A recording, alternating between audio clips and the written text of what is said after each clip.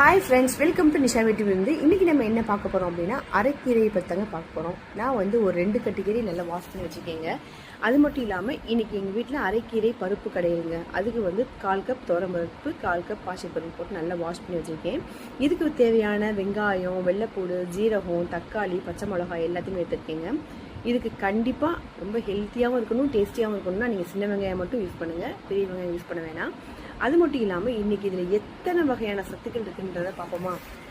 இதில் வந்து நிறைய வகையான விட்டமின்கள் இருக்குங்க. இரும்பு சத்து இருக்குது, கால்சியம் இருக்குது, பாஸ்பரஸ் இருக்குது, நிறைய வகையான தாதுக்கள் இருக்குங்க. இது வந்து அல்சர் பெயினுக்கு, அப்புறம் வந்து சிறுநீரகத்தில் இருக்க கற்களுக்கு, மஞ்சக்காமலை வராமல் தடுக்கிறதுக்கு.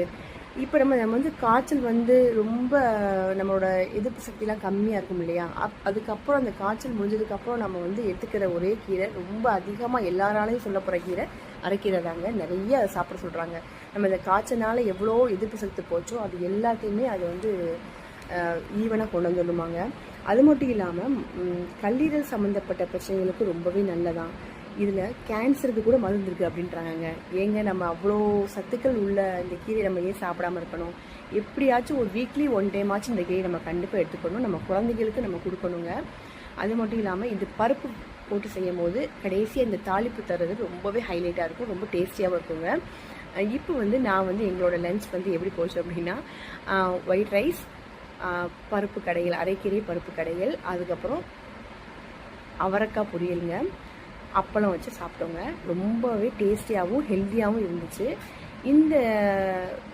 எங்களோட இன்றைக்கி லஞ்ச் வந்து இவ்வளோ ஒரு சூப்பரான லஞ்சாக போச்சுங்க.